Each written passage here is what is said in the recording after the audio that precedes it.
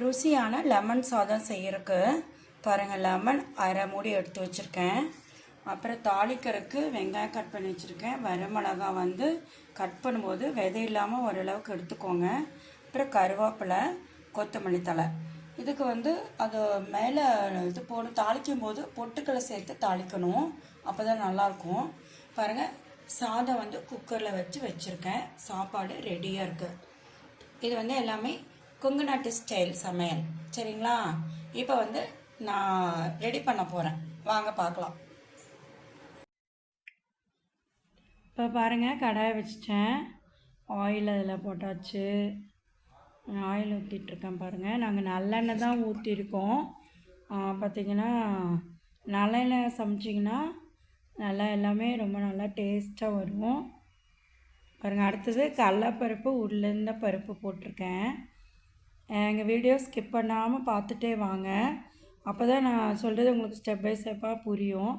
அடுத்தது அப்படியே ஸ்கிப் பண்ணாமல் பார்த்துட்டு லைக் அண்ட் சப்ஸ்கிரைப் பண்ணி வச்சுருங்க. அப்படி பண்ணலைனாலும் இப்போது பண்ணி வச்சுருங்க சப்ஸ்கிரைப். பாருங்கள், கடலைப்பருப்பு உளுந்து பருப்பு ஃப்ரை ஆகிட்டுருக்கு. அப்போ தான் நீங்கள் நம்மளோட அடுத்தடுத்த வீடியோவை பார்க்க முடியும், எங்கள் சேனலில் வர வீடியோஸ் எல்லாமே.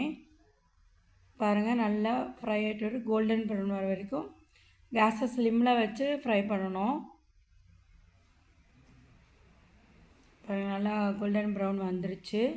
அது கூடவே வெங்காயம் சேர்த்திட்டேன். கட் பண்ணி வச்சுருக்க வெங்காயம் அதுக்குள்ளே சேர்த்தியாச்சு. வெங்காயம் நல்லா கோல்டன் ப்ரௌன் வர வரைக்கும் ஃப்ரை பண்ணிடுங்க.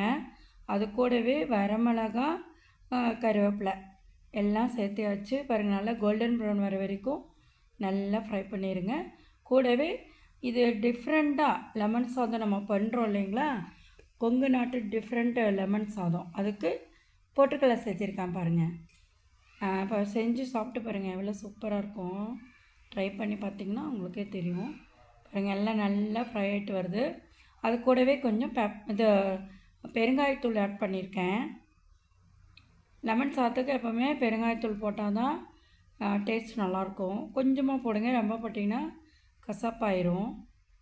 நல்லா பாருங்கள், ஃப்ரை ஆகிட்டுருக்கு.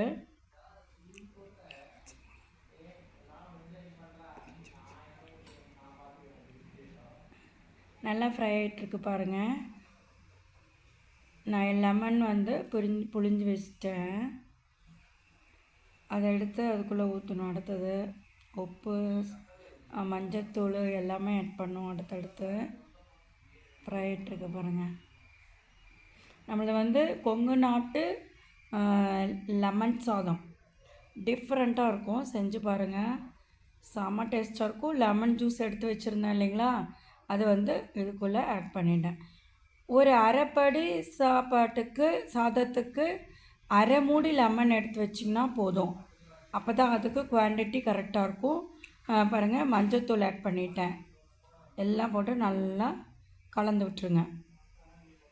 நல்லா கொதி வரும்போது நல்லா அந்த கொதித்து எப்போவுமே பாருங்கள், உப்பு சேர்த்திட்டேன்.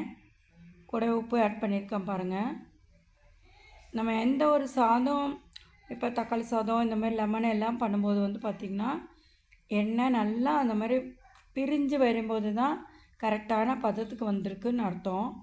அது வரைக்கும் நல்லா ஃப்ரை ஆகிட்டும். பாருங்கள், லெமன் சாதம் கொங்கு நாட்டு டிஃப்ரெண்ட்டான லெமன் சாதம் ரெடி ஆயிடுச்சு. பாருங்கள், ப்ரெசன்ட் பண்ணியாச்சு. இப்படி செஞ்சு கொடுங்க. குட்டீஸ் சம்மர் லீவில் இருக்காங்க, இன்னும் ஸ்கூலுக்கு போகும்போதும் செஞ்சு கொடுங்க, நல்லா சாப்பிடுவாங்க, டேஸ்டியாக இருக்கும். ஒரு அரைப்பாடு சாப்பாட்டுக்கு அரை லெமன் எடுத்து வச்சுக்கிட்டிங்கன்னா போதும், செம்மையாக இருக்கும். இந்த மாதிரி ப்ரெசன்ட் பண்ணி அவங்களுக்கு கொடுங்க, சூப்பராக இருக்கும். Okay, thank you.